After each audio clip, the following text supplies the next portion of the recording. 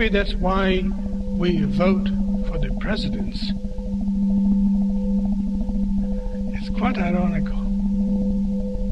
Very funny indeed.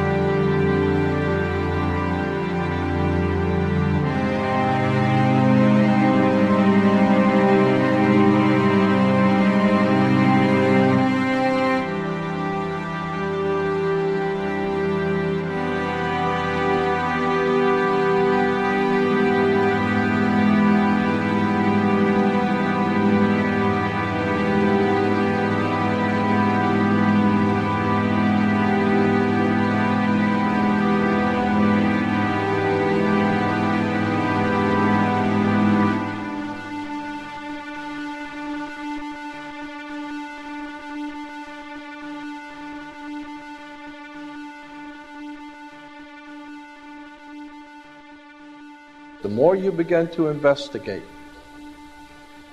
what we think we understand, where we came from, what we think we're doing, the more you begin to see we've been lied to. We've been lied to by every institution. What makes you think for 1 minute that the religious institution is the only one that's never been touched? The religious institutions of this world are at the bottom of the dirt. The religious institutions in this world are put there by the same people who gave you your government, your corrupt education, who set up your international banking cartels, because our masters don't give a damn about you or your family. All they care about is what they have always cared about, and that's controlling the whole damn world. We have been misled away from the true and divine presence in the universe that men have called God. I don't know what God is, but I know what He isn't. And unless and until you are prepared to look at the whole truth, and wherever it may go, whoever it may lead to, if you want to look the other way, or if you want to play favorites, then somewhere along the line you're going to find out you're messing with divine justice. The more you educate yourself, the more you understand where things come from, the more obvious things become, and you begin to see lies everywhere. You have to know the truth and seek the truth, and the truth will set you free.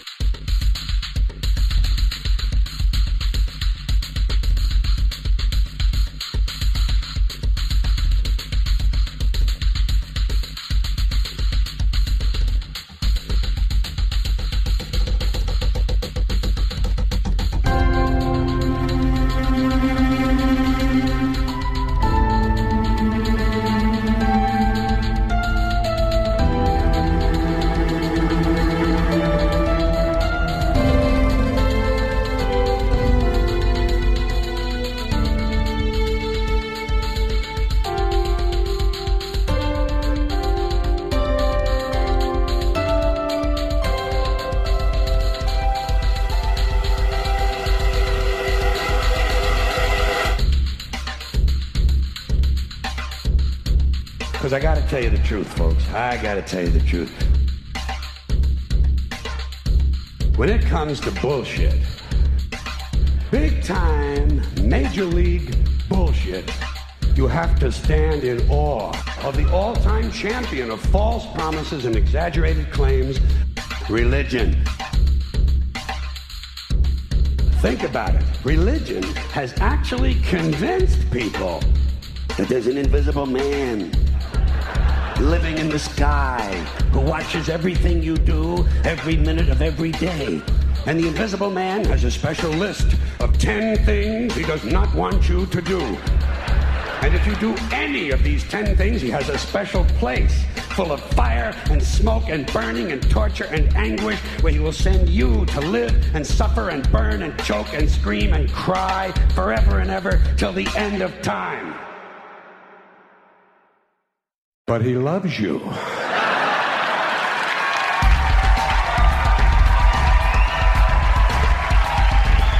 loves you. He loves you and he needs money. He always needs money. He's all powerful, all perfect, all knowing, and all wise. Somehow just can't handle money. Religion takes in billions of dollars, they pay no taxes, and they always need a little more. Now, you talk about a good bullshit story. Holy shit.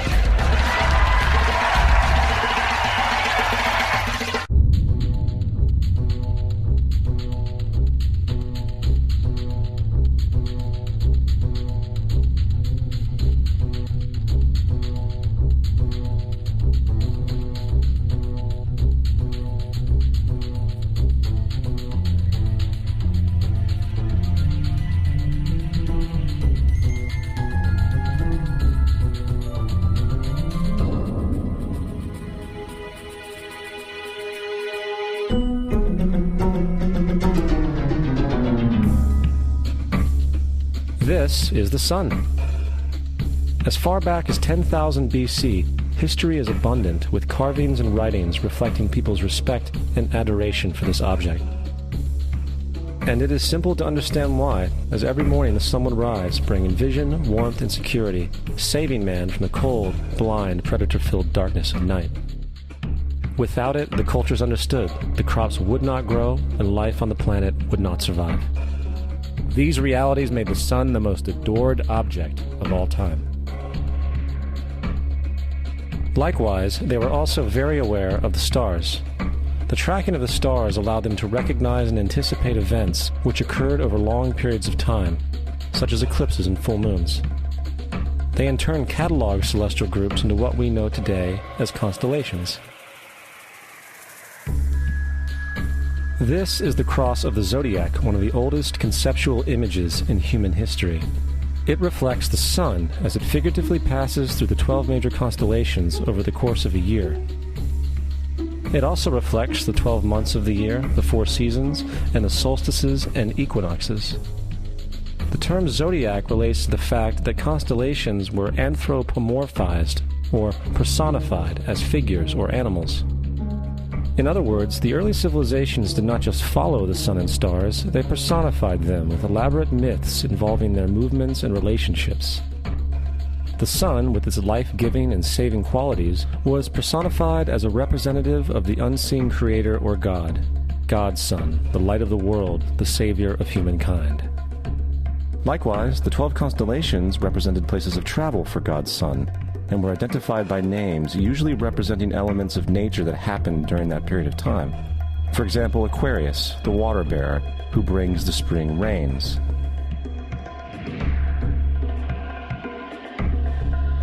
This is Horus. He is the sun god of Egypt of around 3000 BC. He is the sun anthropomorphized, and his life is a series of allegorical myths involving the sun's movement in the sky. From the ancient hieroglyphics in Egypt, we know much about this solar messiah. For instance, Horus, being the sun or the light, had an enemy known as Set, and Set was the personification of the darkness or night. And, metaphorically speaking, every morning Horus would win the battle against Set, while in the evening Set would conquer Horus and send him into the underworld. It is important to note that dark versus light, or good versus evil, is one of the most ubiquitous mythological dualities ever known, and is still expressed on many levels to this day. Broadly speaking, the story of Horus is as follows. Horus was born on December 25th of the Virgin Isis Mary. His birth was accompanied by a star in the east, and upon his birth he was adored by 3 kings. At the age of 12, he was a prodigal child teacher, and at the age of 30, he was baptized by a figure known as Anup, and thus began his ministry. Horus had 12 disciples he traveled about with, performing miracles such as healing the sick and walking on water. Horus was known by many gestural names such as the Truth, the Light, God's Anointed Son, the Good Shepherd, the Lamb of God, and many others. After being betrayed by Typhon, Horus was crucified, buried for 3 days, and thus resurrected. These attributes of Horus, whether original or not, seem to permeate many cultures of the world, for many other gods are found to have the same general mythological structure. Attis of Phrygia, born of the Virgin Nana on December 25th, crucified, placed in a tomb, and after 3 days was resurrected. Krishna of India, born of the Virgin Devaki, with a star in the east signaling his coming. He performed miracles with his disciples, and, upon his death, was resurrected. Dionysus of Greece, born of a virgin on December 25th, was a traveling teacher who performed miracles such as turning water into wine. He was referred to as the King of Kings, God's only begotten Son, the Alpha and Omega, and many others. And, upon his death, he was resurrected. Mithra of Persia, born of a virgin on December 25th, he had 12 disciples and performed miracles, and upon his death was buried for 3 days and thus resurrected. He was also referred to as the Truth, the Light, and many others. Interestingly, the sacred day of worship of Mithra was Sunday. The fact of the matter is, there are numerous saviors from different periods from all over the world which subscribe to these general characteristics. The question remains, why these attributes? Why the virgin birth on December 25th? Why dead for 3 days in the inevitable resurrection? Why 12 disciples or followers? To find out, let's examine the most recent of the solar messiahs. Jesus Christ was born of the Virgin Mary on December 25th in Bethlehem. His birth was announced by a star in the east, which 3 kings or magi followed to locate and adorn the new Savior. He was a child teacher at 12, and at the age of 30 he was baptized by John the Baptist, and thus began his ministry. Jesus had 12 disciples, which he traveled about with, performing miracles such as healing the sick, walking on water, raising the dead. He was also known as the King of Kings, the Son of God, the Light of the World, the Alpha and Omega, the Lamb of God, and many, many others. After being betrayed by his disciple Judas and sold for 30 pieces of silver, he was crucified, placed in a tomb, and after 3 days was resurrected and ascended into heaven. First of all, the birth sequence is completely astrological. The star in the east is Sirius, the brightest star in the night sky, which, on December 24th, aligns with the 3 brightest stars in Orion's belt. These 3 bright stars in Orion's belt are called today what they were called in ancient times, the 3 kings. And the 3 kings and the brightest star, Sirius, all point to the place of the sunrise on December 25th. This is why the 3 kings follow the star in the east, in order to locate the sunrise, the birth of the sun.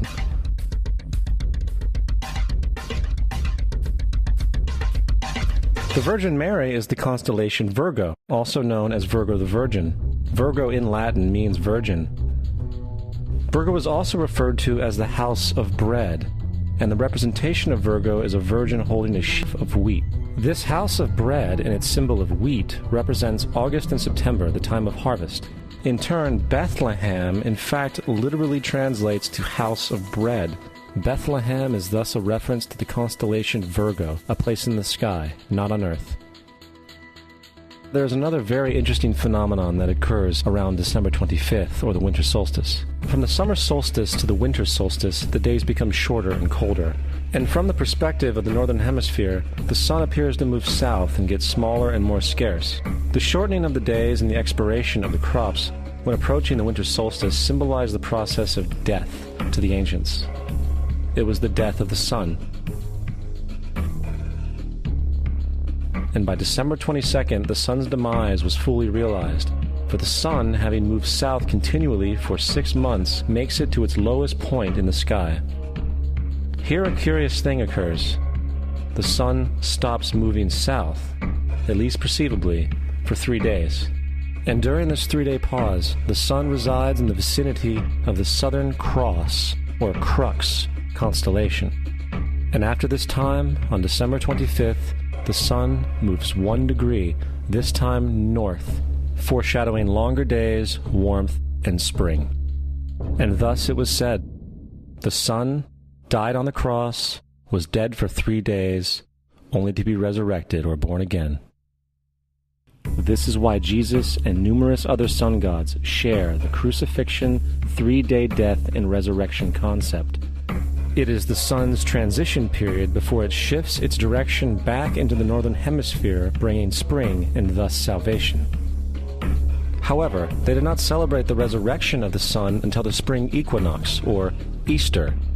This is because at the spring equinox the sun officially overpowers the evil darkness, as daytime thereafter becomes longer in duration than the night, and the revitalizing conditions of spring emerge. Now, probably the most obvious of all the astrological symbolism around Jesus regards the 12 disciples. They are simply the 12 constellations of the zodiac, which Jesus, being the sun, travels about with. In fact, the number 12 is replete throughout the Bible.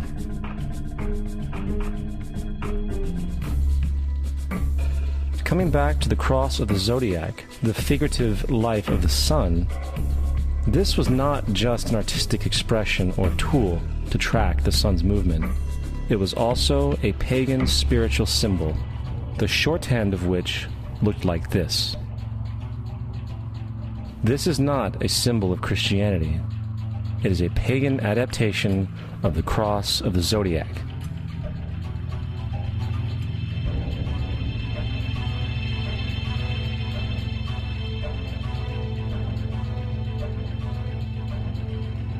This is why Jesus in early occult art is always shown with his head on the cross, for Jesus is the Son of God, the light of the world, the risen Savior who will come again, as it does every morning, the glory of God who defends against the works of darkness as he is born again every morning and can be seen coming in the clouds up in heaven with his crown of thorns or sun rays.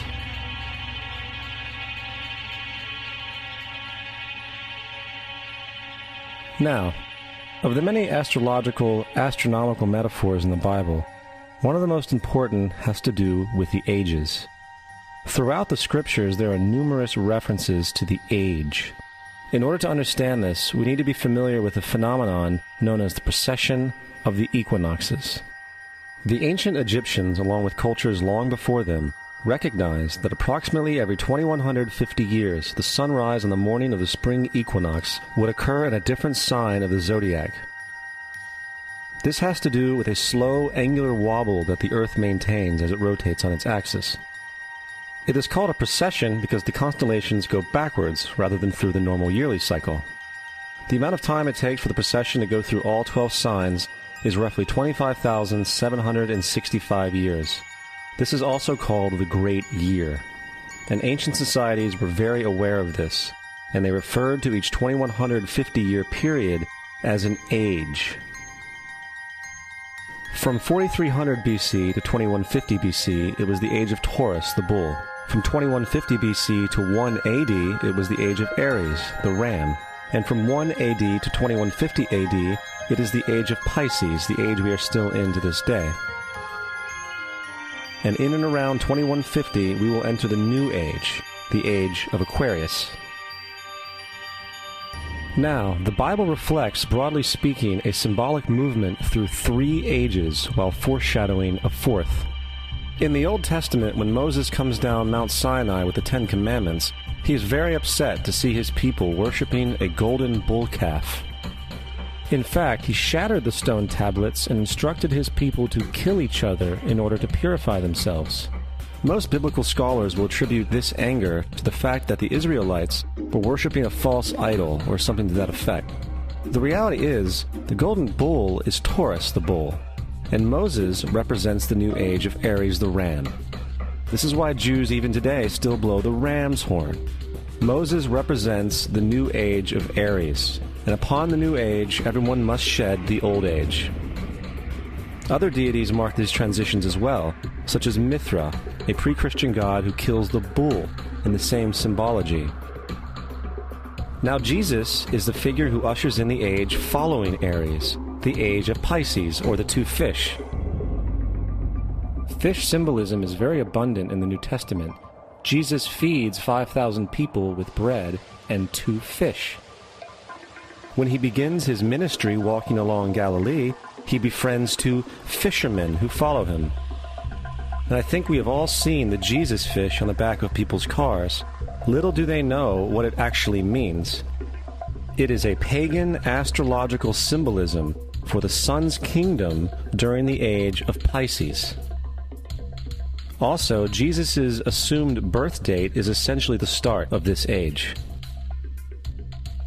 At Luke 22:10, when Jesus is asked by his disciples where the last Passover would be, Jesus replies, "Behold, when ye are entered into the city, there shall a man meet you, bearing a pitcher of water.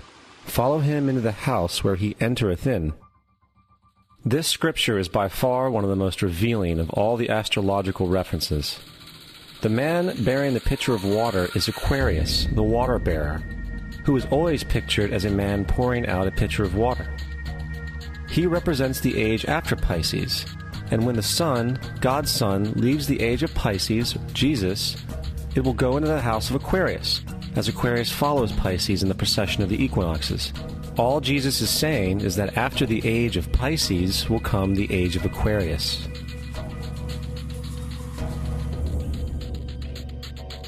Now, we have all heard about the end times and the end of the world. The cartoonish depictions in the book of Revelation aside, The main source of this idea comes from Matthew 28:20, where Jesus says, "I will be with you even to the end of the world." However, in the King James Version, world is a mistranslation, among many mistranslations. The actual word being used is eon, which means age. I will be with you even to the end of the age, which is true, as Jesus' solar Piscean personification will end when the sun enters the age of Aquarius. The entire concept of end times and the end of the world is a misinterpreted astrological allegory. Let's tell that to the approximately 100 million people in America who believe the end of the world is coming. Furthermore, the character of Jesus being a literary and astrological hybrid is most explicitly a plagiarization of the Egyptian sun god Horus. For example, inscribed about 3,500 years ago on the walls at the Temple of Luxor in Egypt are images of the Annunciation, the miracle conception, the birth, and the adoration of Horus. The images begin with Thoth announcing to the Virgin Isis that she will conceive Horus, then Neph, the Holy Ghost, impregnating the Virgin, and then the virgin birth and the adoration. This is exactly the story of Jesus' miracle conception. In fact, the literary similarities between the Egyptian religion and the Christian religion are staggering.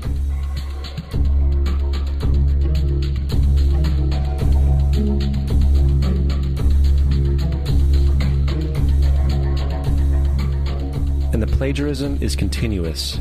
The story of Noah and Noah's Ark is taken directly from tradition.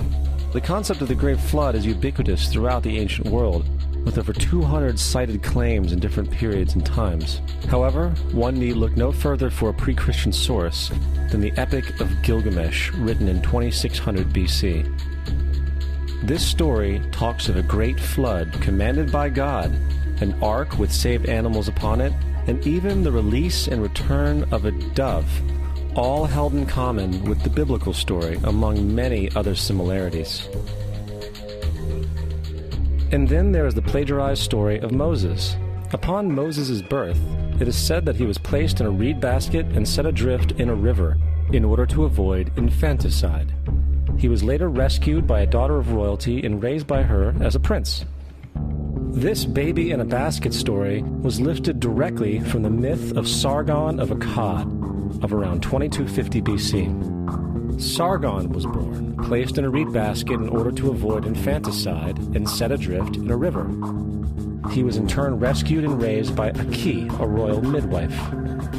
Furthermore, Moses is known as the lawgiver, the giver of the Ten Commandments, the Mosaic Law. However, the idea of a law being passed from God to a prophet up on a mountain is also a very old motif. Moses is just another lawgiver in a long line of lawgivers in mythological history. In India, Manu was the great lawgiver. In Crete, Minos ascended Mount Dicta, where Zeus gave him the sacred laws, while in Egypt there was Meses, who carried stone tablets and upon them the laws of God were written. Manu, Minos, Meses, Moses. And as far as the Ten Commandments, they are taken outright from spell 125 in the Egyptian Book of the Dead. What the Book of the Dead phrased, "I have not stolen," became "thou shalt not steal." "I have not killed," became "thou shalt not kill." "I have not told lies," became "thou shalt not bear false witness," and so forth. In fact, the Egyptian religion is likely the primary foundational basis for the Judeo-Christian theology. Baptism, afterlife, final judgment, virgin birth, death and resurrection, crucifixion, the Ark of the Covenant, circumcision, saviors, Holy Communion, Great Flood, Easter, Christmas, Passover, and many, many more are all attributes of Egyptian ideas long predating Christianity and Judaism. Justin Martyr, one of the first Christian historians and defenders, wrote, "When we say that he, Jesus Christ, our teacher, was produced without sexual union, was crucified and died and rose again and ascended into heaven, we propound nothing different from what you believe regarding those who you esteem sons of Jupiter." In a different writing, Justin Martyr said, "He was born of a virgin, except this in common with what you believe of Perseus." It's obvious that Justin and other early Christians knew how similar Christianity was to the pagan religions. However, Justin had a solution. As far as he was concerned, the devil did it. The devil had the foresight to come before Christ and create his characteristics in the pagan world. Fundamentalist Christianity, fascinating. These people actually believe the world is 12,000 years old. Swear to God. I actually asked one of these guys, okay, dinosaur fossils. He says, dinosaur fossils? God put those here to test our faith.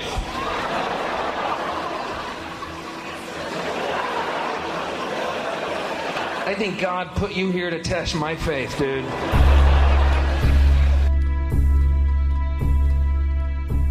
The Bible is nothing more than an astrotheological literary hybrid, just like nearly all religious myths before it.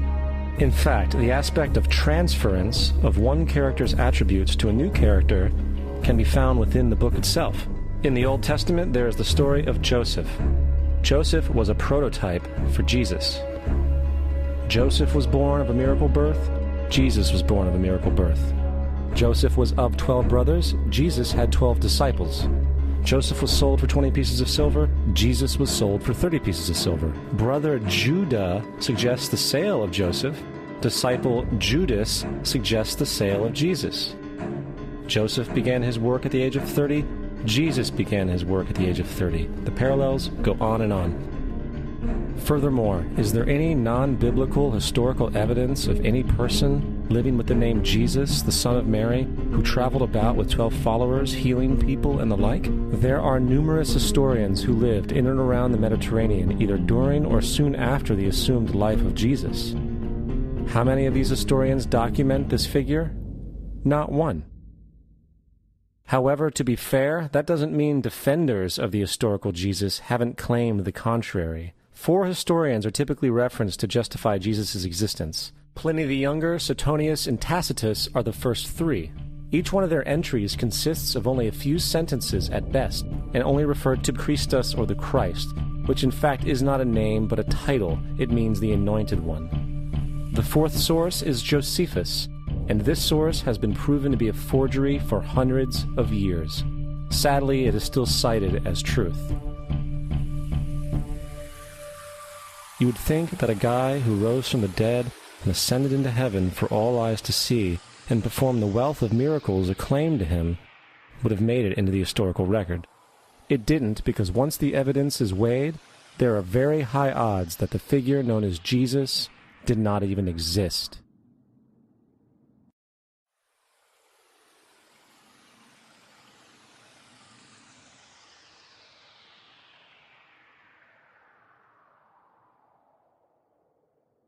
We don't want to be unkind, but we want to be factual. We don't want to cause hurt feelings, but we want to be academically correct in what we understand and know to be true. Christianity just is not based on truth. We find that Christianity was in fact nothing more than a Roman story, developed politically. The reality is, Jesus was the solar deity of the Gnostic Christian sect, and like all other pagan gods, he was a mythical figure. It was the political establishment that sought to historize the Jesus figure for social control. By 325 AD in Rome, Emperor Constantine convened the Council of Nicaea. It was during this meeting that the politically motivated Christian doctrines were established, and thus began a long history of Christian bloodshed and spiritual fraud. And for the next 1600 years, the Vatican maintained a political stranglehold on all of Europe, leading to such joyous periods as the Dark Ages, along with enlightening events such as the Crusades and the Inquisition.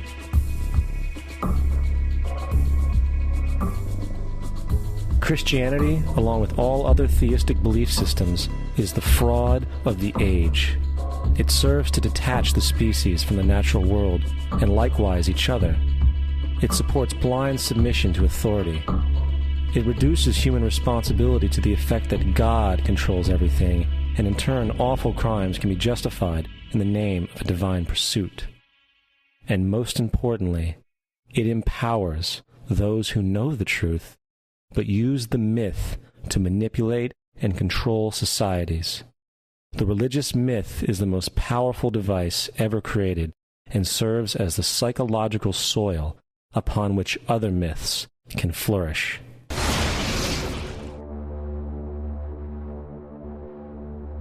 A myth is an idea that, while widely believed, is false. In a deeper sense, in the religious sense, a myth serves as an orienting and mobilizing story for a people. The focus is not on the story's relation to reality, but on its function. A story cannot function unless it is believed to be true in the community or the nation.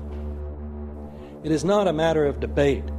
If some people have the bad taste to raise the question of the truth of the sacred story, the keepers of the faith do not enter into debate with them. They ignore them or denounce them as blasphemers. It is wrong, blasphemous, and sinful for you to suggest, imply, or help other people come to the conclusion that the U.S. government killed 3,000 of its own citizens.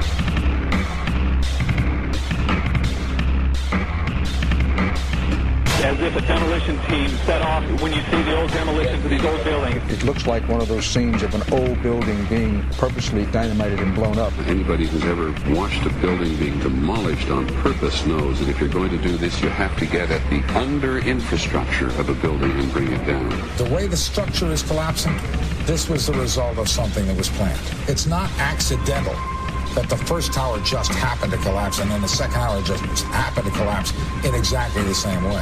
How they accomplished this, we don't know. The building collapsed to dust. You don't find a desk. You don't find a chair. You don't find a telephone, a computer. The biggest piece of a telephone I found was half of the keypad, and it was about this big. What happened to the concrete? The concrete was pulverized from river to river. There was dust, powder, 2-3 inches thick. The concrete was just pulverized. In addition to those pictures we've all seen too much on television before, when a building was deliberately destroyed by well-placed dynamite to knock it down. If they had detonated, they were planned to take down a building. I heard a second explosion. There was a heavy-duty explosion. Then there was some secondary explosions and then the subsequent collapses. An explosion blew and it knocked everybody over. To me, it sounded like an explosion. It sounded like gunfire. Bang, bang, bang, bang, bang. And then all of a sudden, 3 big explosions. We heard a big explosion coming down. And then the entire top of the building just blew up. We saw some kind of explosion. By the force of the explosions. Big explosion. Blew us back into the 8th floor. Then we get to the lobby. This is a big explosion. The lobby looked as though a bomb had exploded there. A huge explosion now raining debris. It's been a huge explosion. Huge explosion that we all heard and felt. We just witnessed some kind of follow-up explosion. We heard a very loud explosion. A secondary explosion at Tower 1 camp. That is another bomb going off. He thinks that there were actually devices that were planted in the building. Planted in the building.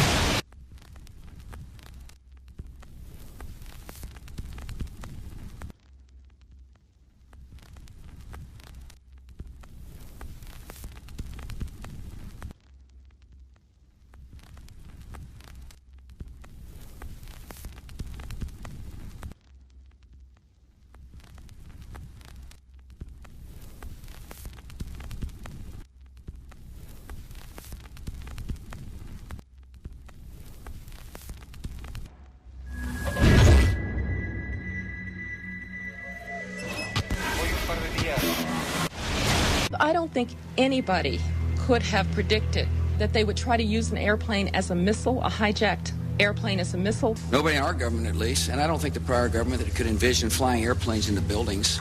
No specific threat involving really domestic operation or involving what happened, obviously, the city's airliner and so forth. There were no warning signs that I'm aware of. USA Today reports that in the 2 years before the attacks on September the 11th, NORAD conducted exercises using hijacked airliners as weapons. And one target was the World Trade Center.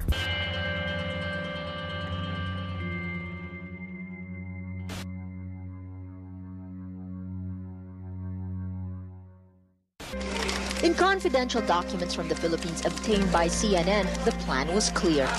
He will board any American commercial aircraft, control its cockpit, and dive it at the CIA headquarters. Other buildings targeted the Pentagon and the World Trade Center.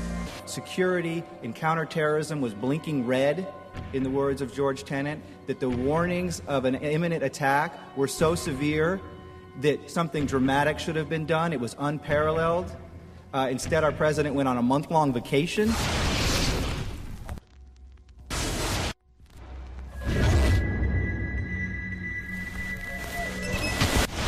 The head of Pakistani intelligence at the ISI, Mahmoud Ahmed, requested Omar Sheikh to wire $100,000 to Mohammed Atta, who was the lead hijacker. Hijacker Mohammed Atta received wire transfers via Pakistan. The man sending the money to Atta is believed to be Ahmed Umar Saeed Sheikh. Omar Sheikh admitted he was supported by the Pakistan government's intelligence service, the ISI.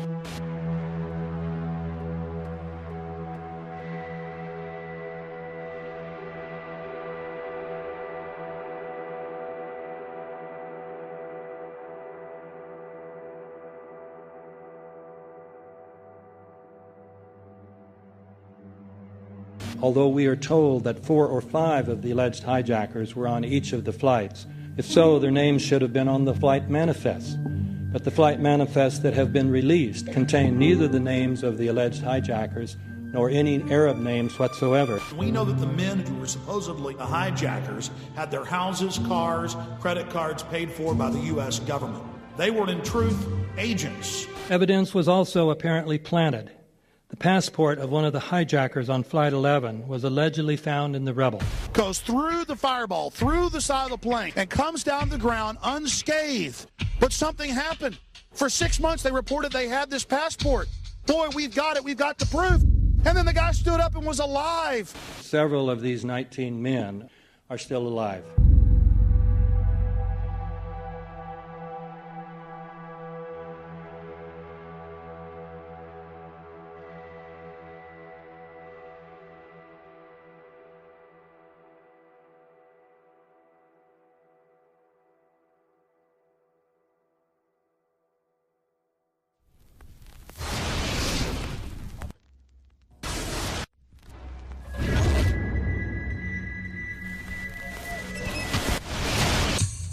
Of course we're after Saddam Hussein, bin Laden. He's...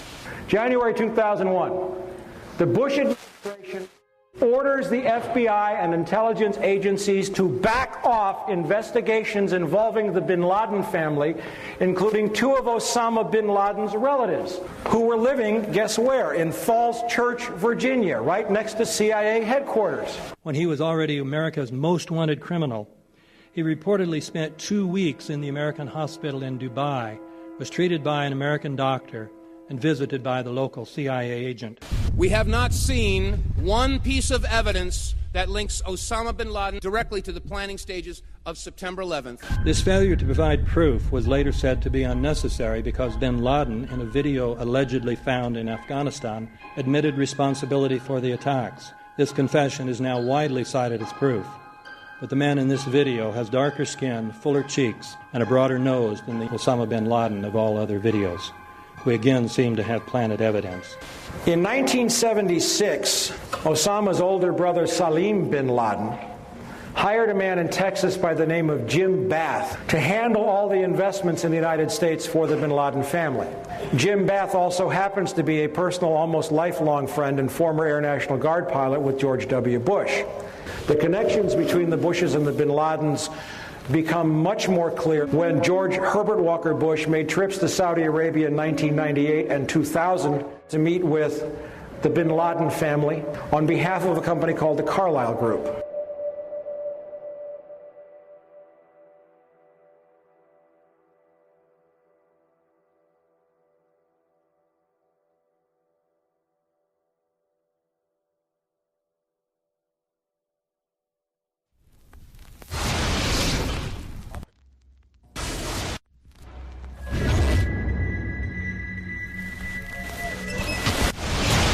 How could anyone fly a 60-ton, 125-foot wide, 44-foot tall plane through this obstacle course? The aircraft, before striking the Pentagon, reportedly executed a 270-degree downward spiral, and yet Hani Hanjour was known as a terrible pilot who could not safely fly even a small plane.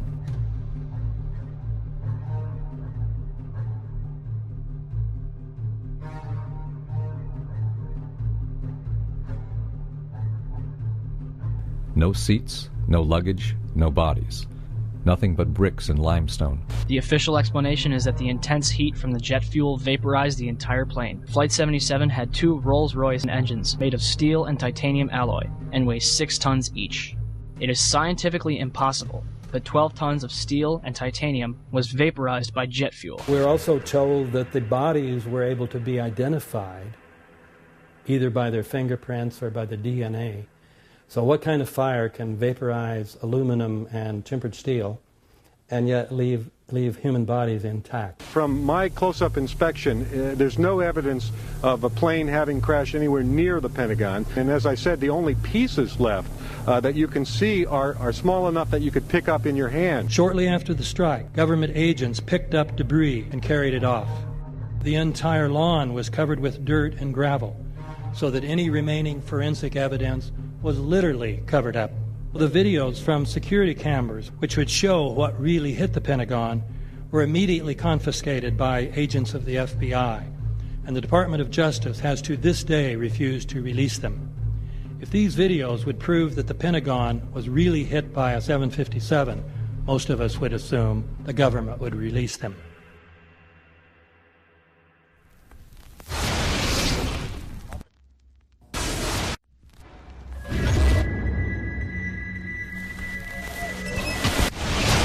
It looks like there's nothing there except for a hole in the ground. Basically, that's right. The only thing you could see from where we were was a big gouge in the earth and some broken trees. We could see some people walking around in the area, but from where we could see, there wasn't much left. Any large pieces of debris at all? No, there was nothing that you could distinguish that a plane had crashed there.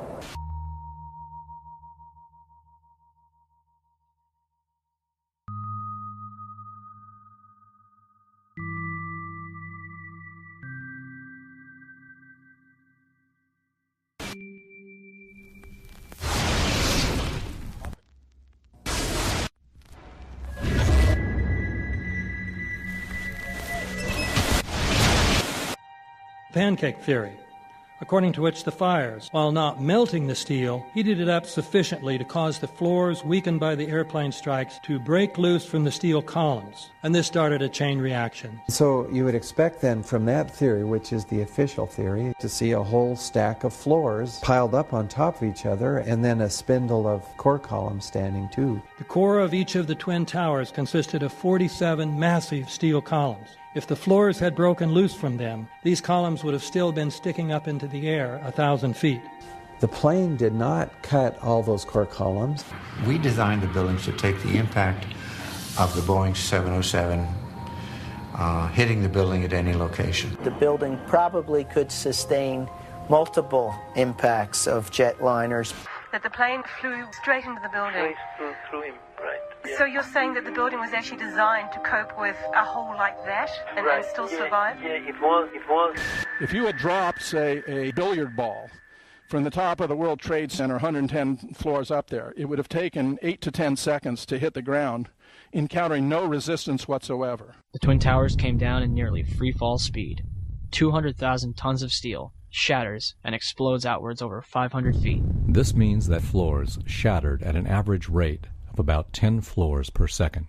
There is no scenario for a pancake effect of buildings falling that allows them to fall at the rate of free fall. Now what can do that? What can move mass out of the way? Explosives.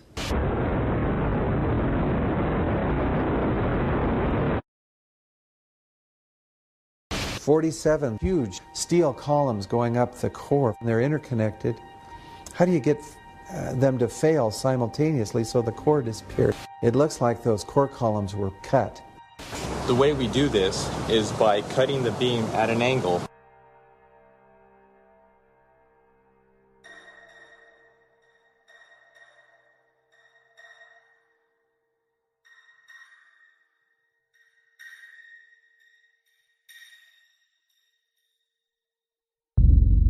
I started looking at the molten metal. All three buildings, both towers in the rubble, in the basement areas, and Building 7, there's these pools of molten metal.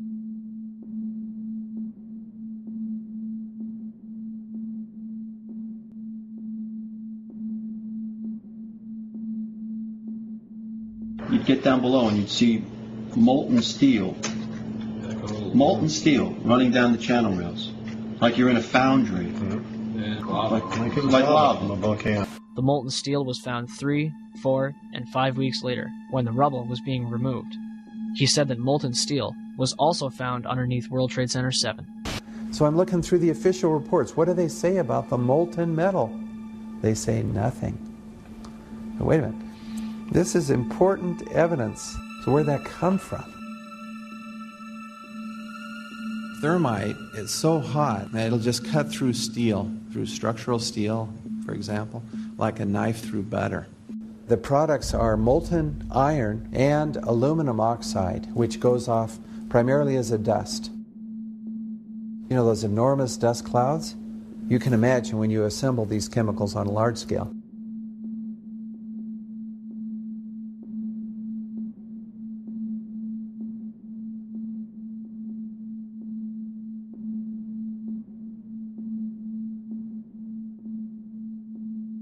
Molten metal pools under both towers after they collapsed, and Building 7. Now, Building 7 wasn't even hit by a jet.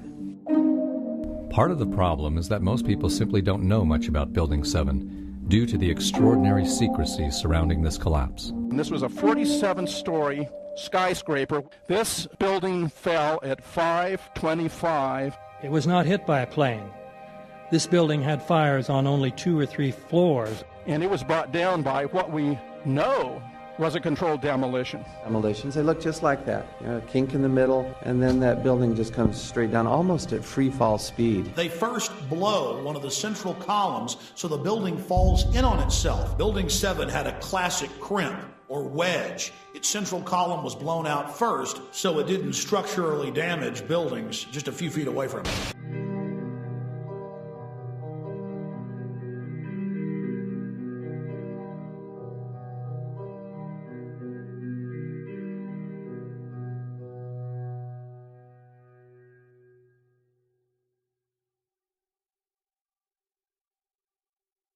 Our office was on the B1 level. As I was talking to a supervisor at 8:46, and all of a sudden we hear, boom!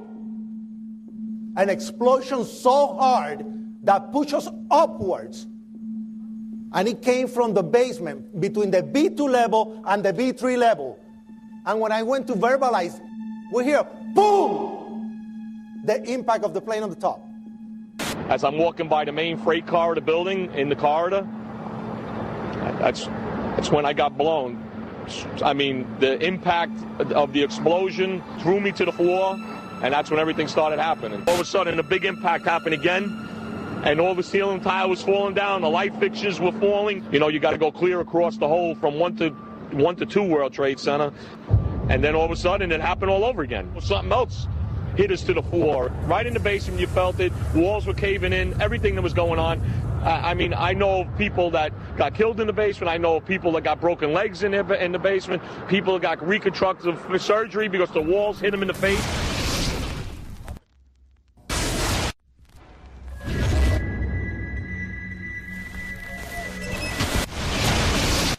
According to standard operating procedure, if an FAA flight controller notices anything that suggests a possible hijacking, the controller is to contact a superior. If the problem cannot be fixed within about a minute, the superior is to ask NORAD, the North American Aerospace Command, to send up or scramble jet fighters to find out what is going on. NORAD then issues the scramble order to the nearest Air Force base with fighters on alert. But although interceptions usually occur within 10 or so minutes, in this case, 80 or so minutes had elapsed before fighters were even airborne. It's a mind-bending anomaly.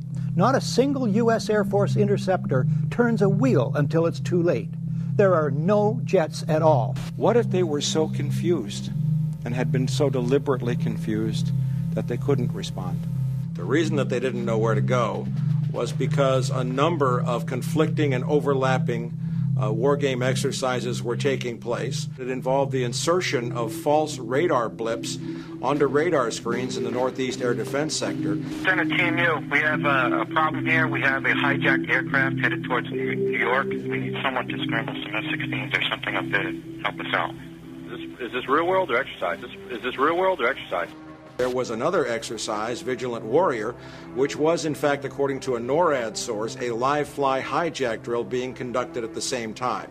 With only 8 available fighter aircraft, and they have to be dispatched in pairs, they were dealing with as many as 22 possible hijacks on the day of 9/11, and they couldn't separate the war game exercises from the actual hijacks.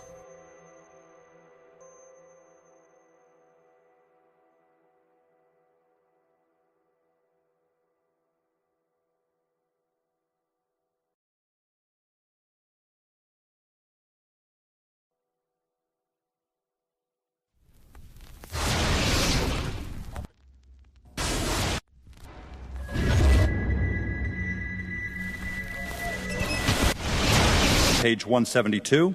The U.S. government has not been able to determine the origin of the money used for the 9/11 attacks. Ultimately, the question is of little practical significance. The American authorities have not managed to trace the source of the funding. And then the most amazingly disingenuous statement ultimately is it of little consequence. It is of massive consequence. Doesn't it matter who paid for 9/11? The collapse of Building 7 has been recognized as especially difficult to explain. The 9/11 Commission report implicitly admitted that it could not explain the collapse of this building by not even mentioning it. President, why are you and the Vice President insisting on appearing together before the 9/11 Commission? Because the 9/11 Commission wants to ask us questions. That's why we're meeting, and I look forward to meeting with them and answering their questions. Why you're appearing together rather than separately, which was their request?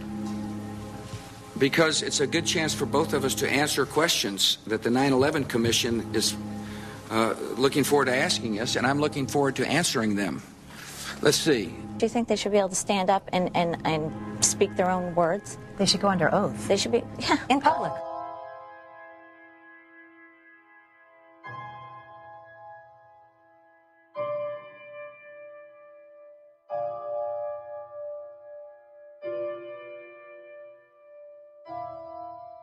Don't you think that the families deserve to have a transcript or to be able to see what you Adam, said? you asked me that question yesterday.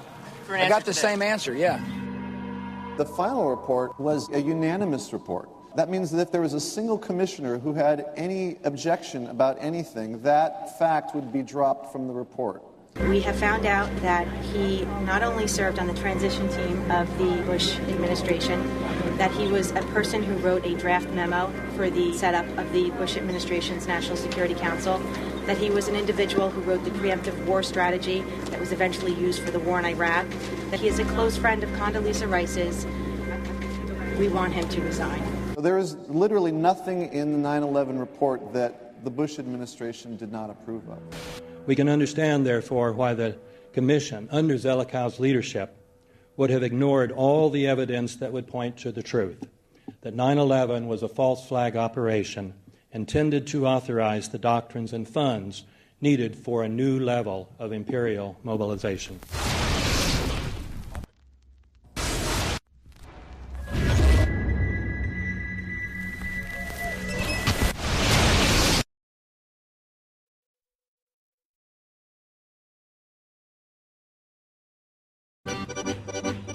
armed with knives, armed with chemical, biological, nuclear weapons. Fanatics, terrorists, September 11th. September 11th, killers, September 11th, terrorists of Al-Qaeda, terrorists, nuclear weapons, terrorists. 9/11, terror, terrorist, evil. September 11th, September 11th. The terrorists, war and danger. September 11th, terrorism, global terrorism, terrorism, terrorists, terrorists, terrorists, terrorists, terrorists, the terror, terrorists, terrorist, terrorism. September 11th, global terrorism, terrorist, terror, terrorism. September 11th, world terrorism, terrorist, terrorism. September 11th, global terrorism. September the 11th, terror, terror, terror, terror, terror. Weapons of mass destruction. September the 11th, September the 11th, terrorists, the evil terrorists, terrorists, terrorists, no.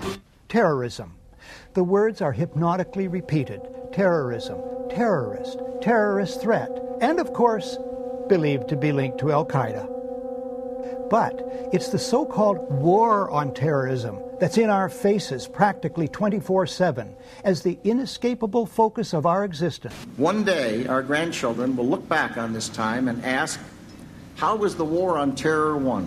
The entire U.S. ruling class, ruling elite, comes to see terrorism as the preferred means, indeed the only means, to provide social cohesion, to provide an enemy image for the society to keep it together. According to neocon theory from Carl Schmitt, you have to have an enemy image in order to have a society. It's a very dangerous thing because now it means that the entire social order, the political parties, intellectual life, politics in general, all based on a monstrous myth. Monstrous myth.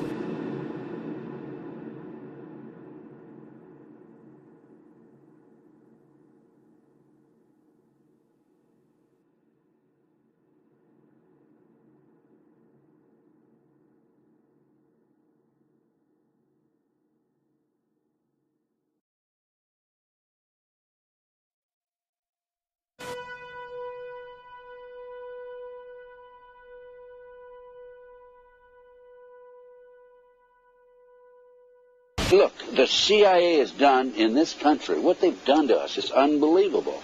Look at the terrorist acts that have occurred. The CIA behind most, if not all of them. We had the Marine barracks. We had our embassy in Kenya. We had Pan Am 103. We had the USS Cole. We had Oklahoma City. We had the World Trade Center in 1993. That helped the terrorists blow up the World Trade Center the first time. They built the bomb. They got the driver's license. The informant, the FBI informant, a fellow named Salam, a 43-year-old former Egyptian army officer, he was given the assignment to put the bomb together. And he went to his supervisor, his FBI supervisor, and said, we're going to put a dummy bomb in here, right? And the FBI supervisor said, no, we're going to put a real bomb. The FBI actually carried out the attack on the World Trade Center in 1993. They actually hired Ahmad Salam and paid him $1 million and gave him real explosives, a detonator, and told him to build a bomb and to give it to the foolish people that he was controlling to allow them to attack the World Trade Center complex. Unfortunately for them, there were only 6 people killed, not enough to pass the legislation. So what happened is 2 years later, April 19, 1995, down comes Oklahoma City Murrah building, 168 people killed. 1 year later, the anti-terrorism legislation that takes away many of our constitutional rights and civil liberties is passed.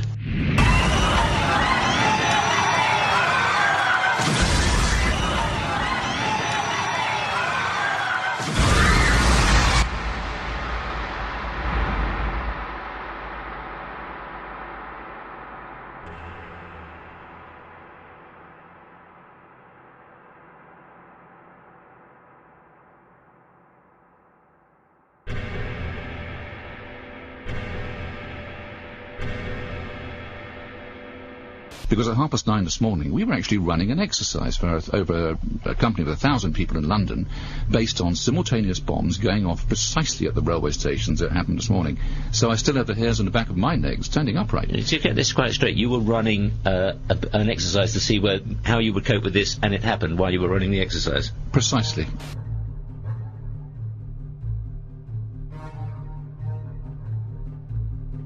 Supposed to believe is some kind of coincidence, there was also an anti-terrorist drill going on 7/7.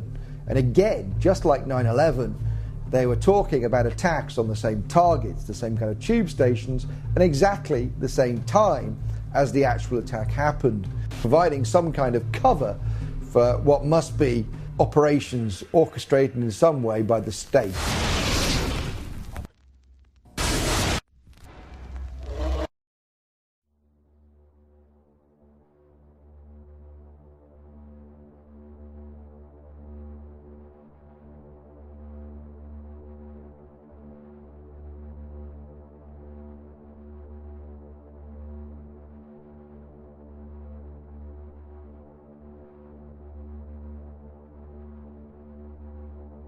I am absolutely appalled at how much people in this country do not think. We are given to understand that, that an Arabic guy out there up in the mountains financed the most elaborate attack on this country. Do you think some people in a cave, were able to have NORAD stand down? Do you think that people in a cave were able to have all of this happen? And when I think about how many Americans were killed in New York City, and believing as I do that this thing was a setup job, this is a textbook operation that Nazis used, and they've used it over and over again. America has been suckered in one more time. I don't have to tell you things are bad. Everybody knows things are bad. The dollar buys a nickel's worth. Banks are going bust. Shopkeepers keep a gun under the counter. Punks are running wild in the street, and there's nobody anywhere who seems to know what to do, and there's no end to it. We know the air is unfit to breathe, and our food is unfit to eat. We sit watching our TVs while some local newscaster tells us that today we had 15 homicides and 63 violent crimes, as if that's the way it's supposed to be. We know things are bad, worse than bad. They're crazy. It's like everything everywhere is going crazy, so we don't go out anymore. We sit in the house, and slowly the world we're living in is getting smaller, and all we say is, please, at least leave us alone in our living rooms. Let me have my toaster and my TV and my steel-belted radios, and I won't say anything. Just leave us alone. Well, I'm not going to leave you alone. I want you to get mad. I don't want you to protest. I don't want you to riot. I don't want you to write to your congressman because I wouldn't know what to tell you to write. I don't know what to do about the depression and the inflation and the Russians and the crime in the street. All I know is that first, you've got to get mad. You've got to say, I'm a human being. God damn it. My life has value.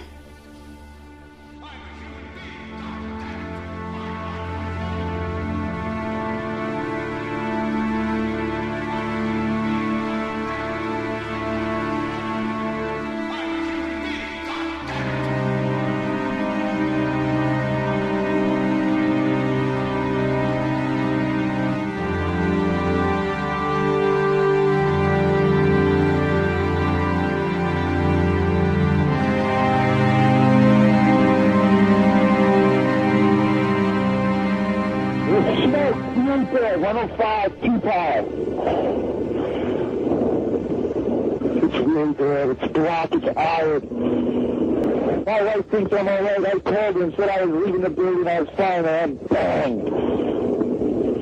To three of us, 2 broken windows. Oh, God!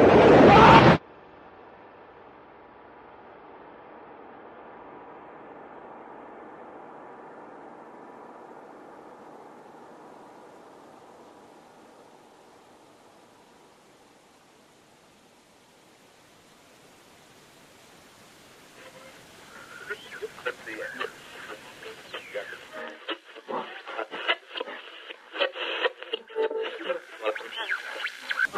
When hostilities commenced in Europe in 1939, it was realized that the American people had no intention of entering the war.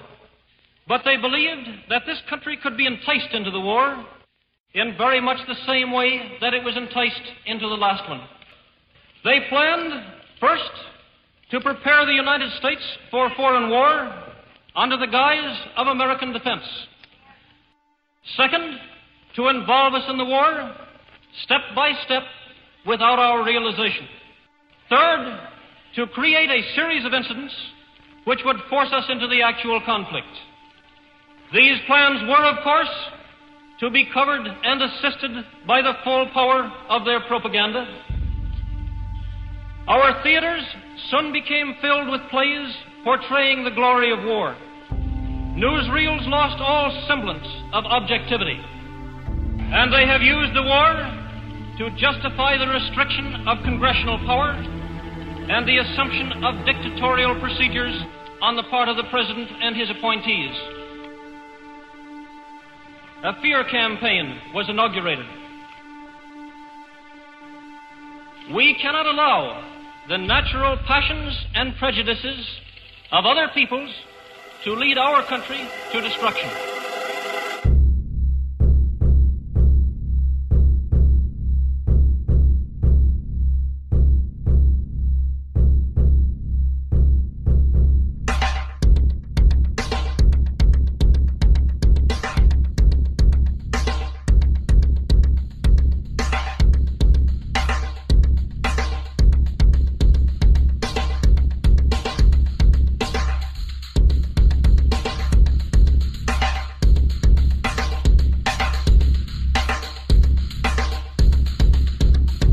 (1775), the American Revolutionary War began as the American colonies sought to detach from England and its oppressive monarchy.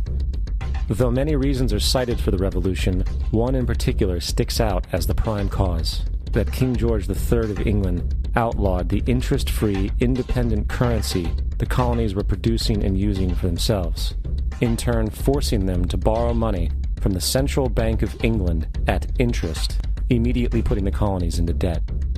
And, as Benjamin Franklin later wrote, the refusal of King George III to allow the colonies to operate an honest money system which freed the ordinary man from the clutches of the money manipulators was probably the prime cause of the revolution. In 1783, America won its independence from England. However, its battle against the central bank concept and the corrupt, greed-filled men associated with it had just begun. So what is a central bank?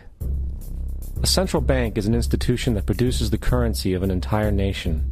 Based on historical precedent, two specific powers are inherent in central banking practice: the control of interest rates and the control of the money supply, or inflation.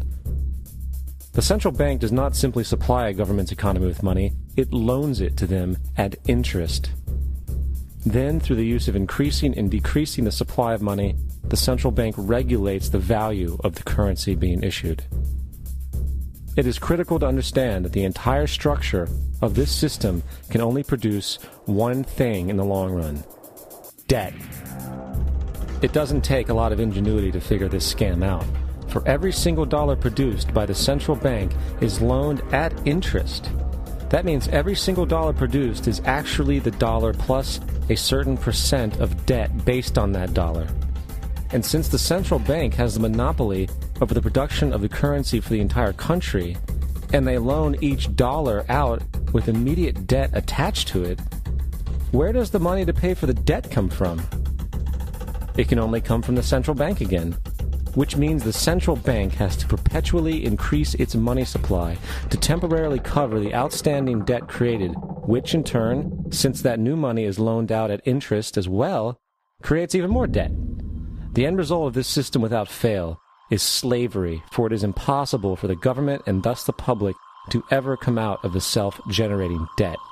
The founding fathers of this country were well aware of this.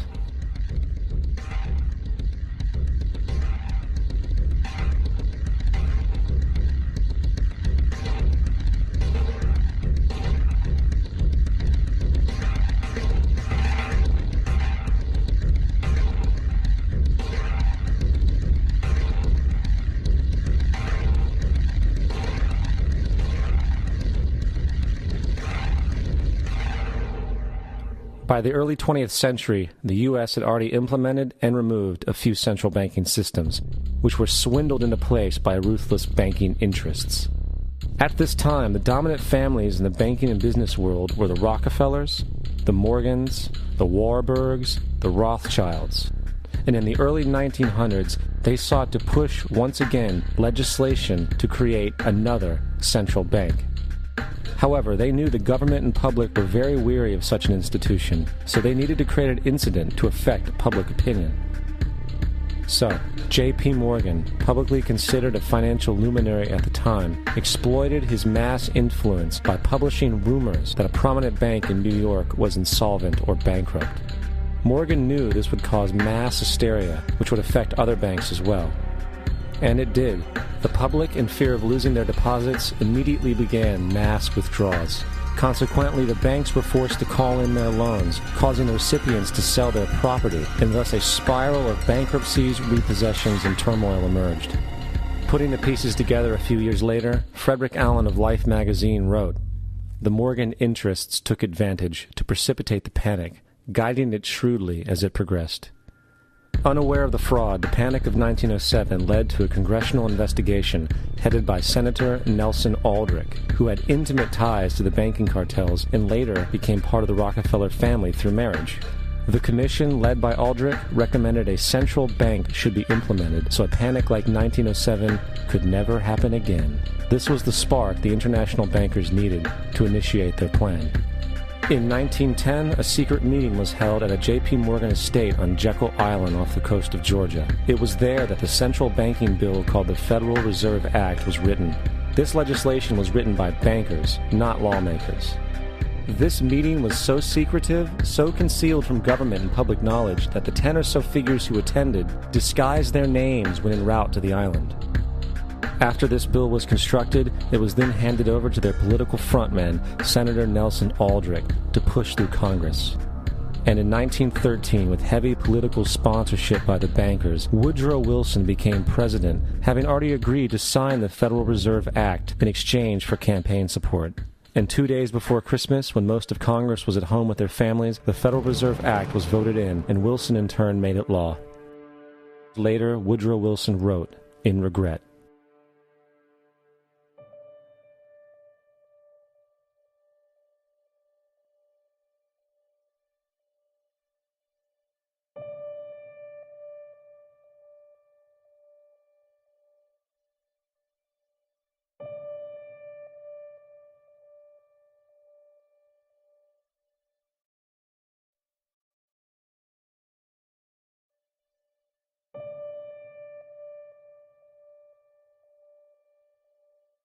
Congressman Louis McFadden also expressed the truth after the passage of the bill.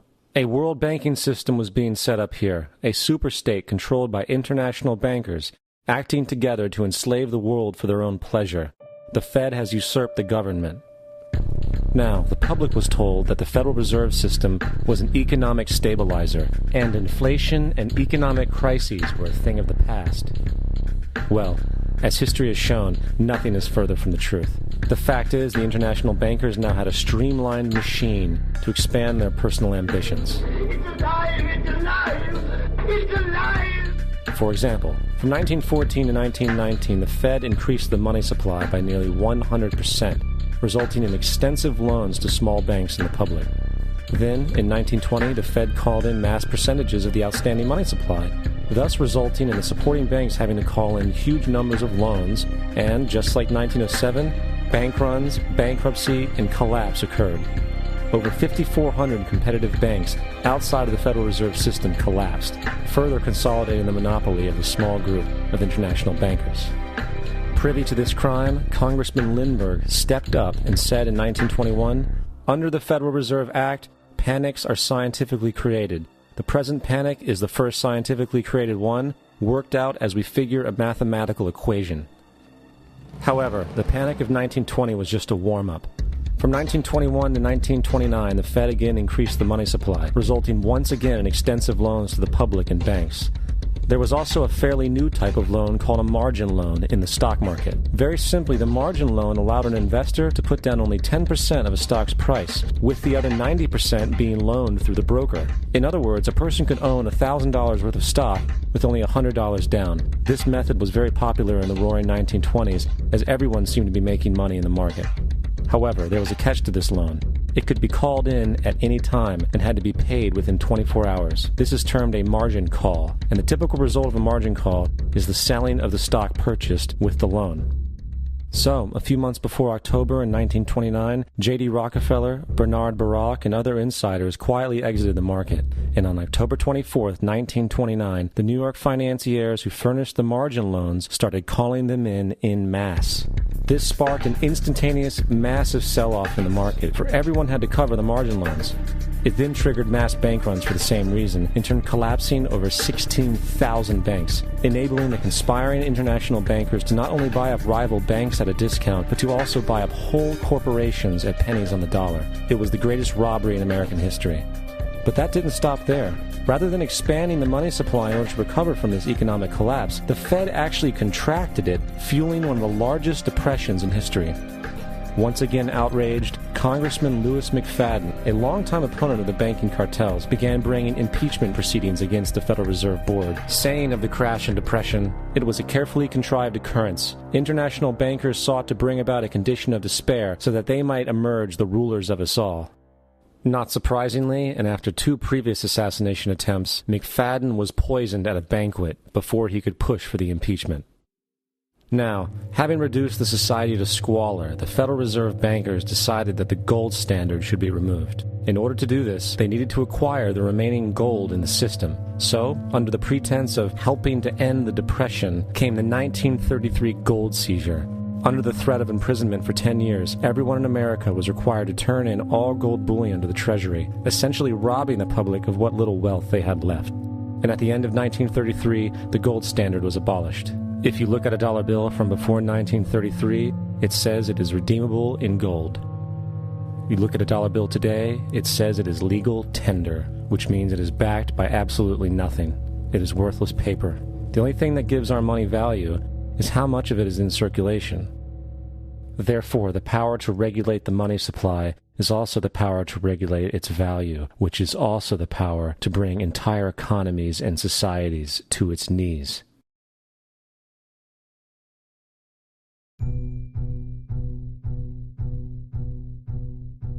It's important to clearly understand, the Federal Reserve is a private corporation. It is about as Federal Express.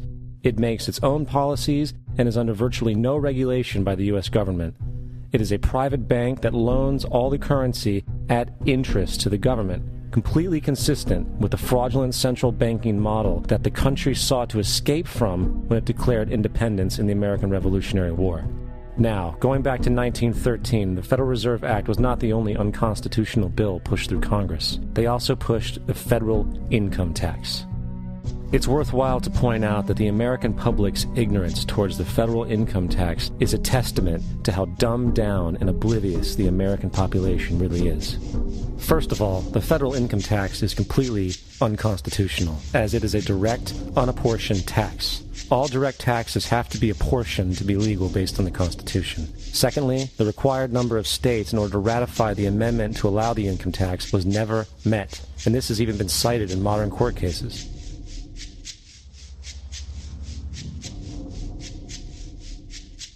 Third, at the present day, roughly 25% of the average worker's income is taken via this tax.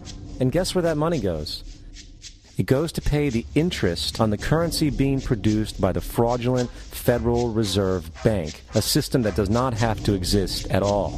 The money you make working almost 3 months out of the year goes almost literally into the pockets of the international bankers who own the private Federal Reserve Bank. And fourth, even with the fraudulent government claim as to the legality of the income tax, there is literally no statute, no law in existence that requires you to pay this tax, period. I really expected that, of course there's a law that you can point to in the law book, the code, that requires you to file a tax return. Of course there is. I was at that point where I couldn't find the statute that clearly made a person liable. At least not me and most people I know, and I had no choice in my mind except to resign. Based on the research that I did throughout the year 2000 and that I'm still doing, I have not found that law. I've asked Congress, we've asked a lot of people in the IRS commissioners, helpers. They can't answer, because if they answer, the American people are going to know that this whole thing is a fraud. I haven't filed an federal income tax return since I left. I have not filed a tax return since 1999. The income tax is nothing less than the enslavement of the entire country. Now, the control of the economy and the perpetual robbery of wealth is only one side of the Rubik's Cube the bankers hold in their hands. The next tool for profit and control is war. Since the inception of the Federal Reserve in 1913, a number of large and small wars have commenced. The three most pronounced were World War I, World War II, and Vietnam. World War I. In 1914, European wars broke out centered around England and Germany. The American public wanted nothing to do with the war. In turn, President Woodrow Wilson publicly declared neutrality. However, under the surface, the U.S. administration was looking for any excuse it could find to enter it. In a noted observation by Secretary of State William Jennings, the large banking interests were deeply interested in the World War because of the wide opportunities for large profits. It's important to understand that the most lucrative thing that can happen for the international bankers is war, for it forces the country to borrow even more money from the Federal Reserve Bank at interest. Woodrow Wilson's top advisor and mentor was Colonel Edward House, a man with intimate connections with the international bankers who wanted in the war. In a documented conversation between Colonel House, Wilson's advisor, and Sir Edward Grey, the Foreign Secretary of England, regarding how to get America into the war, Grey inquired, "What will Americans do if Germans sink an ocean liner with American passengers on board?" House responded, "I believe that a flame of indignation would sweep the United States, and that by itself would be sufficient to carry us into war." So, on May 7, 1915, on essentially the suggestion of Sir Edward Grey, a ship called the Lusitania was deliberately sent into German-controlled waters, where German military vessels were known to be. And, as expected, German U-boats torpedoed the ship, exploding stored ammunition, killing 1,200 people. To further understand the deliberate nature of this setup, the German embassy actually put advertisements in the New York Times telling people that if they boarded the Lusitania, they did so at their own risk, as such a ship sailing from America to England through the war zone would be liable to destruction. In turn, and as anticipated, the sinking of the Lusitania caused a wave of anger among the American population, and America entered the war a short time after. The First World War caused 323,000 American deaths. J.D. Rockefeller made $200 million off of it. Not to mention the war cost about $30 billion for America, most of which was borrowed from the Federal Reserve Bank at interest, furthering the profits of the international bankers. World War II. On December 7, 1941, Japan attacked the American fleet at Pearl Harbor, triggering our entry into that war. President Franklin D. Roosevelt declared the attack was a day that will live in infamy. A day of infamy indeed, but not because of the alleged surprise attack on Pearl Harbor. After 60 years of surfacing information, it is clear that not only was the attack on Pearl Harbor known weeks in advance, it was outright wanted and provoked. Roosevelt, whose family had been New York bankers since the 18th century, whose uncle Frederick was on the original Federal Reserve Board, was very sympathetic to the interests of the international bankers, and the interest was to enter the war, as we've seen, nothing is more profitable for international bankers than war. In a journal entry by Roosevelt's Secretary of War Henry Stimson, dated November 25, 1941, he documented a conversation he had with Roosevelt. The question was, how should we maneuver them into firing the first shot? It was desirable to make sure the Japanese be the ones to do this, so that there should remain no doubt as to who were the aggressors. In the months leading up to the attack on Pearl Harbor, Roosevelt had done almost everything in his power to anger the Japanese, showing a posture of aggression. He halted all of Japan's imports of American petroleum. He froze all the Japanese assets in the United States. He made public loans to nationalist China and supplied military aid to the British, both enemies of Japan in the war, which, by the way, is completely in violation of international war rules. And on December 4th, 3 days before the attack, Australian intelligence told Roosevelt about a Japanese task force moving towards Pearl Harbor. Roosevelt ignored it. So, as hoped and allowed, on December 7th, 1941, Japan attacked Pearl Harbor, killing 2,400 soldiers. Before Pearl Harbor, 83% of the American public wanted nothing to do with the war. After Pearl Harbor, 1 million men volunteered for the war. It is important to note, Nazi Germany's war effort was largely supported by two organizations, one of which was called IG Farben. IG Farben produced 84% of Germany's explosives, and even the Zyklon B used in the concentration camps to kill millions. One of the unspoken partners of IG Farben was J.D. Rockefeller's Standard Oil Company in America. In fact, the German Air Force could not operate without a special additive patented by Rockefeller Standard Oil. The drastic bombing of London by Nazi Germany, for example, was made possible by a $20 million sale of fuel to IG Farben by the Rockefeller Standard Oil Company. This is just one small point on the topic of how American business funded both sides of World War II. One other treasonous organization worth mentioning is the Union Banking Corporation of New York City. Not only did it finance numerous aspects of Hitler's rise to power, along with actual materials during the war, it was also a Nazi money laundering bank, which was eventually exposed for having millions of dollars of Nazi money in its vaults. The Union Banking Corporation of New York was eventually seized for violations of the Trading with the Enemy Act. Guess who the director and vice president of the Union Bank was? Prescott Bush, our current president's grandfather, and of course our former president's father. Keep that in mind when considering the moral and political dispositions of the Bush family. Vietnam.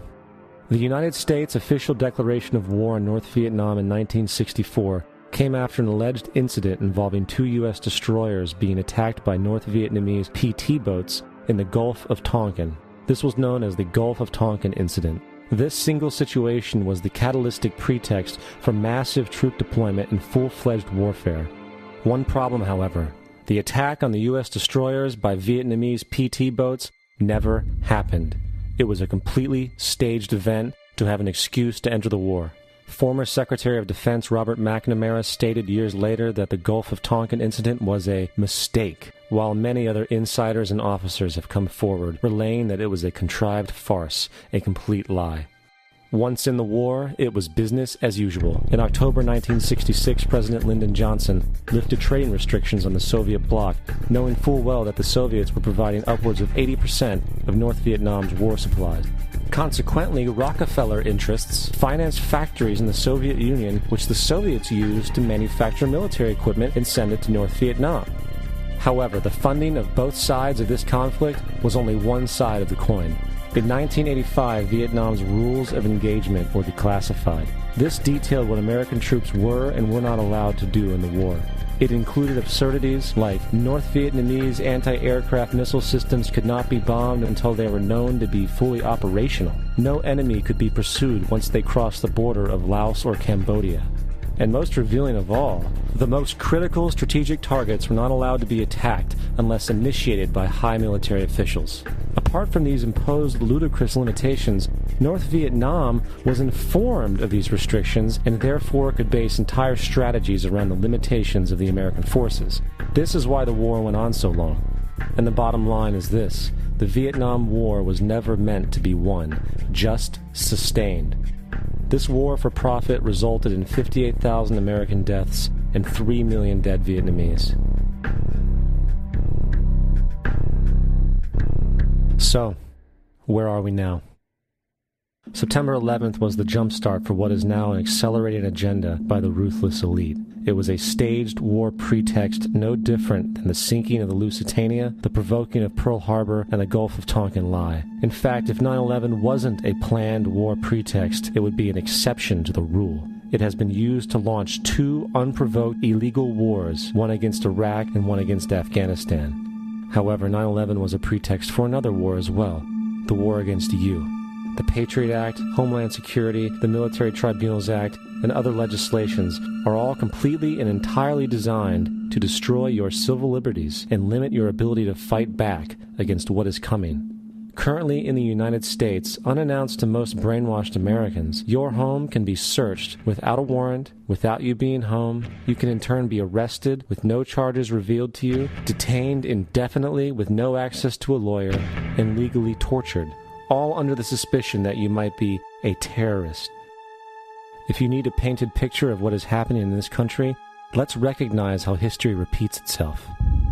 In February 1933, Hitler staged a false flag attack, burning down his own German parliament building, the Reichstag, and blamed it on communist terrorists. Within the next few weeks, he passed the Enabling Act, which completely eradicated the German Constitution, destroying people's liberties. He then led a series of preemptive wars, all justified to the German people as necessary to maintaining homeland security.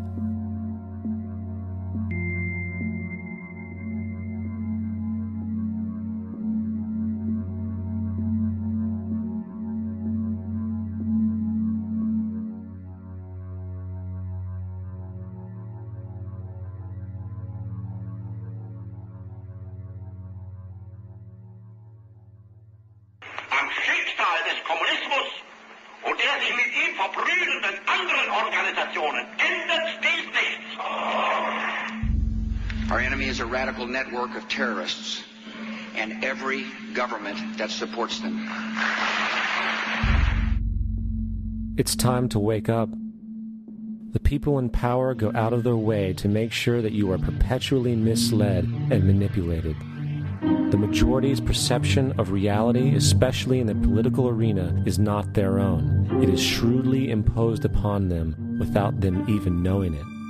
For example, the public at large actually believes the invasion of Iraq is going badly, as sectarian violence doesn't seem to stop. What the public fails to see is that the destabilization of Iraq is exactly what the people behind the government want. This war is to be sustained so the region can be divided up, domination of the oil maintained, continual profits reaped for the defense contractors, and most importantly, permanent military bases established to be used as a launching pad against other oil-bearing, non-conforming countries such as Iran and Syria. For further implication that the civil war and destabilization is purely intentional, in 2005, 2 elite British SAS officers were arrested by Iraqi police after being caught driving around in their car shooting at civilians while dressed up as Arabs. After being arrested and taken to a jail in Basra, the British Army immediately requested the release of these men. When the Basra government refused, British tanks came in and physically broke out the men from the Basra prison. If you wish to destroy an area, how do you do it? Well, there are 2 ways. You can go in there and bomb it and so forth, but that is not very efficient. What you do is you try to get the people in that area to kill each other and to destroy their own territory, their own farms. And that's what's been done in that area. The way in which you destroy an opponent is get him to destroy himself by dividing his ranks against one another. Then you feed both sides. You have agents feeding both sides, inflaming both sides. And they kill each other off. And it's time that some of us woke up to this reality to understand that people who try to maintain empires and create empires do it by manipulating the people they're trying to conquer. You might want to ask yourself why the entire culture is utterly saturated with mass media entertainment from all sides, while the educational system in America continues its stupefying downward slide since the U.S. government decided to take over and subsidize the public school system. What your government pays for, it gets. When we understand that, then we look at government-financed institutions of education and see the kind of students and the kind of education that's being turned out by these government-financed schools. Logic will tell you that if what is being turned out in those schools was not in accord with what the state and the federal government wanted, then it would change it. The bottom line is that the government is getting what they have ordered. They do not want your children to be educated. They do not want you to think too much. That is why our country and our world has become so proliferated with entertainments, mass media, television shows, amusement parks, drugs, alcohol, and every kind of entertainment to keep the human mind entertained, so that you don't get in the way of important people by doing too much thinking. You had better wake up and understand that there are people who are guiding your life and you don't even know it. We're in a lot of trouble because you people and 62 million other Americans are listening to me right now, because less than 3% of you people read books, because less than 15% of you read newspapers, because the only truth you know is what you get over this tube. Right now, there is an entire generation that never knew anything that didn't come out of this tube. This tube is the gospel, the ultimate revelation. This tube can make or break presidents, popes, prime ministers, this tube is the most awesome goddamn force in the whole godless world. And woe is us if it ever falls into the hands of the wrong people. And when the largest company in the world controls the most awesome goddamn propaganda force in the whole godless world, who knows what shit will be peddled for truth on this network. So you listen to me. Listen to me. Television is not the truth. Television is a goddamn amusement park. Television is a circus, a carnival, a traveling troupe of acrobats, storytellers, dancers, singers, jugglers, sideshow freaks, lion tamers, and football players. We're in the boredom-killing business. But you people sit there day after day, night after night, all ages, colors, creeds. We're all you know. You're beginning to believe the illusions we're spinning here. You're beginning to think that the tube is reality and that your own lives are unreal. You do whatever the tube tells you. You dress like the tube. You eat like the tube. You raise your children like the tube. You even think like the tube. This is mass madness, you maniacs. In God's name, you people are the real thing. We are the illusion. The last thing the men behind the curtain want is a conscious, informed public capable of critical thinking, which is why a continually fraudulent zeitgeist is output via religion, the mass media, and the educational system. They seek to keep you in a distracted, naive bubble, and they are doing a damn good job of it. In 2005, an arrangement between Canada, Mexico, and the United States was made. This arrangement, unannounced to the public, unregulated by Congress, merges the United States, Mexico, and Canada into one entity, erasing all borders. It's called the North American Union, and you might want to ask yourself why you've never heard of this. In fact, there is only one mainstream reporter who has actually heard of and has had the courage to cover this issue. The Bush administration's open borders policy and its decision to ignore the enforcement of this country's immigration laws is part of a broader agenda.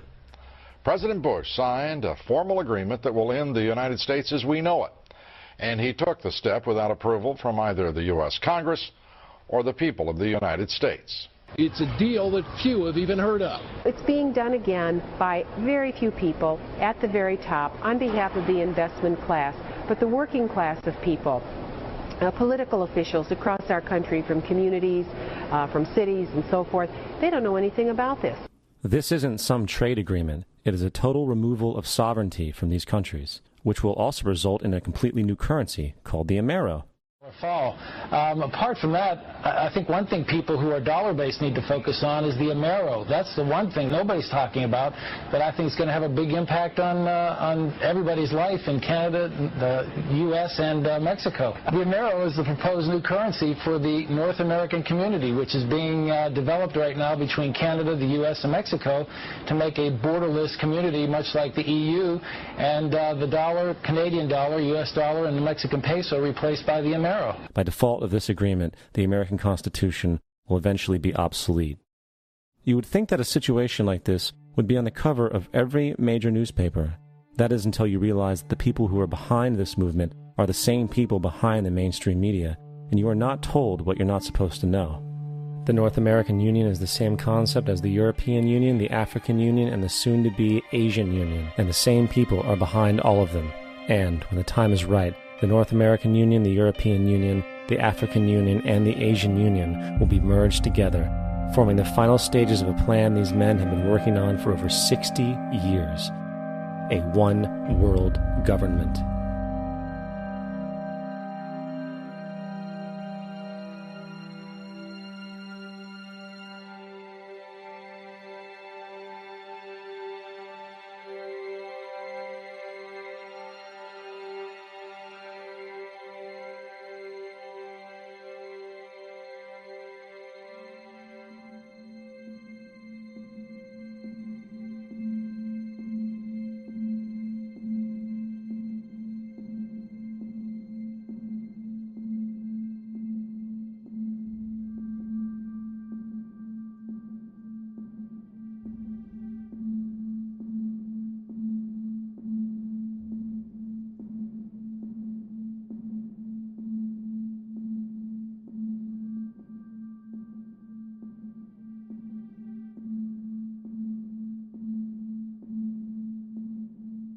One bank, one army, one center of power.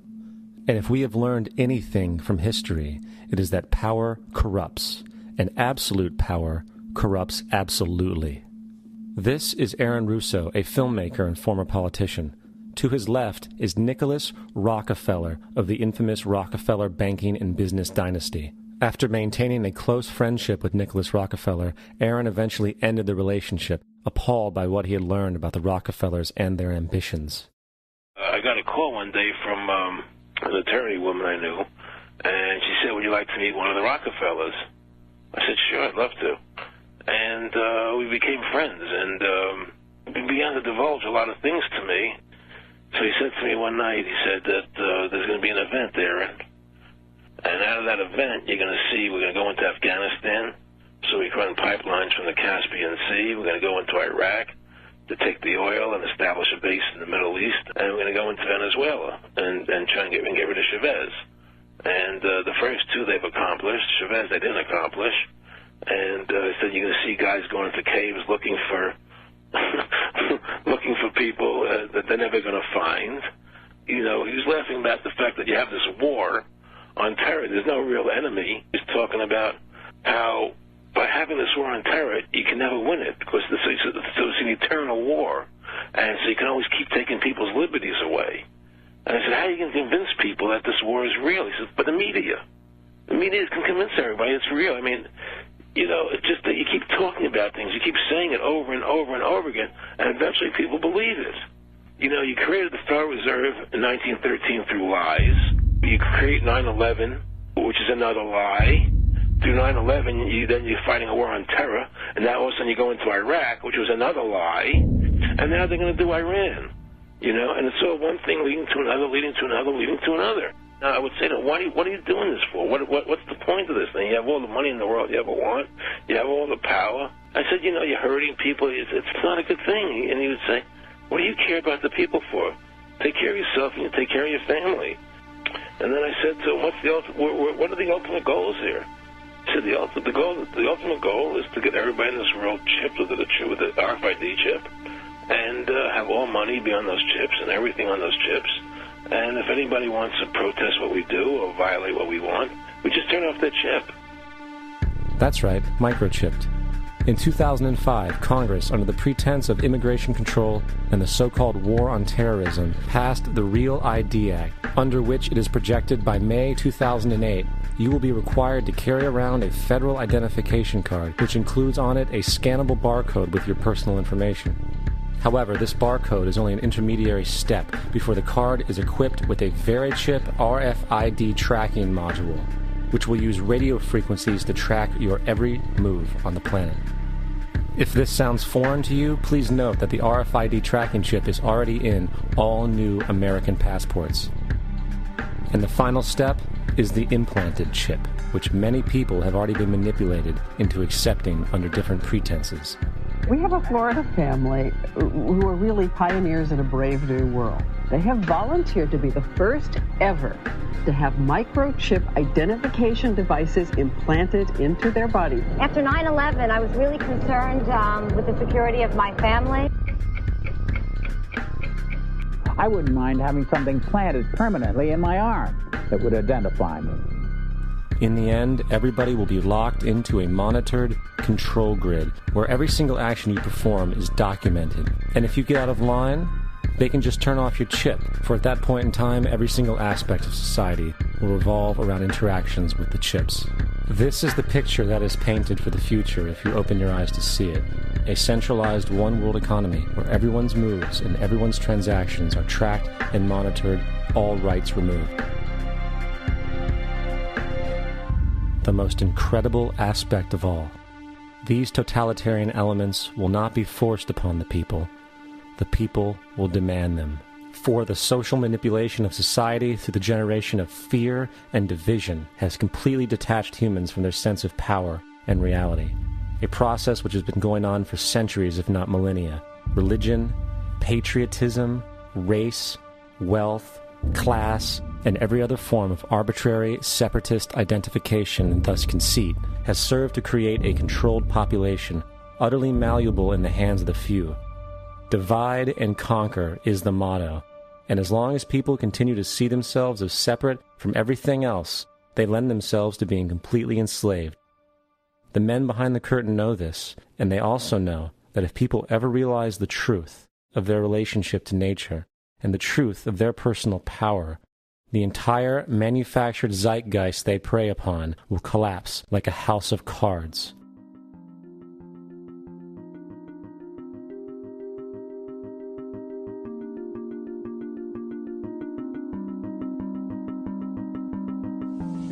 The whole system that we live in drills into us that we're powerless, that we're weak, that our society is evil, that it's crime-ridden, etc., and so forth. It's all a big, fat lie. We are powerful, beautiful, extraordinary. There is no reason why we cannot understand who we truly are, where we are going. There is no reason why the average individual cannot be fully empowered. We are incredibly powerful beings. You know, I think I spent 30 years of my life, in the first 30, trying to become something. I wanted to become good at things. I wanted to become good at tennis. I wanted to become good at school and grades and everything I kind of viewed in that perspective. I'm not okay the way I am, but if I got good at things, I realized that I had the game wrong. The game was to find out what I already was. Find out what I already was.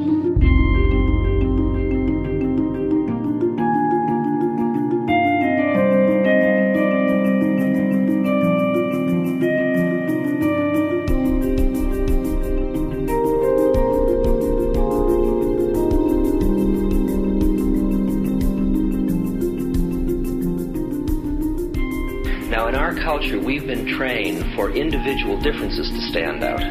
So you look at each person, the immediate hit is brighter, dumber, older, younger, richer, poorer, and we make all these dimensional distinctions, put them in categories and treat them that way. And we get so that we only see others as separate from ourselves in the ways in which they're separate. And one of the dramatic characteristics of experience is being with another person and suddenly seeing the ways in which they are like you, not different from you, and experiencing the fact that that which is essence in you and which is essence in me is indeed one. The understanding that there is no other. It is all one. And I wasn't born Richard Alpert. I was just born as a human being. And then I learned this whole business of who I am and whether I'm good or bad or achieving or not. All that's learned along the way.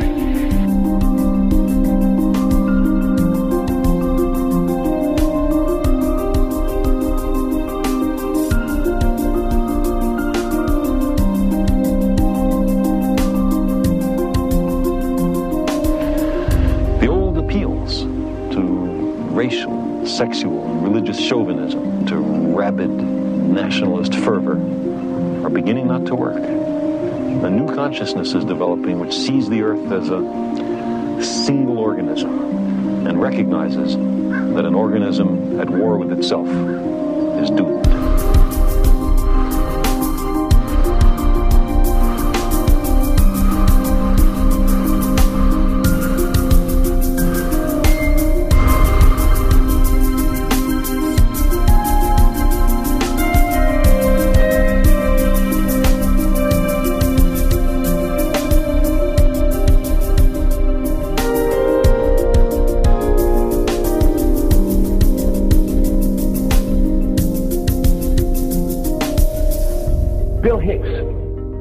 Finish his shows with this. Life's like a ride in an amusement park. And when you go on it, you think it's real, because that's how powerful our minds are. And the ride goes up and down and round and round. It has thrills and chills, and it's very brightly colored. And it's very loud, and it's fun for a while. Some have been on the ride for a long time, and they begin to question, is this real, or is this just a ride? And other people have remembered, and they come back to us and they say, hey, don't worry, don't be afraid ever, because this is just a ride. And we kill those people. Shut him up, I've got a lot invested in this ride. Shut him up! Look at my furrows of worry. Look at my big bank account and my family. This has to be real. It's just a ride. But we'll kill those good guys who try and tell us that. You ever notice that? And let the demons run amok? But it doesn't matter, because it's just a ride, and we can change it anytime we want. It's only a choice. No effort, no work, no job, no savings of money. Just a choice right now between fear and love.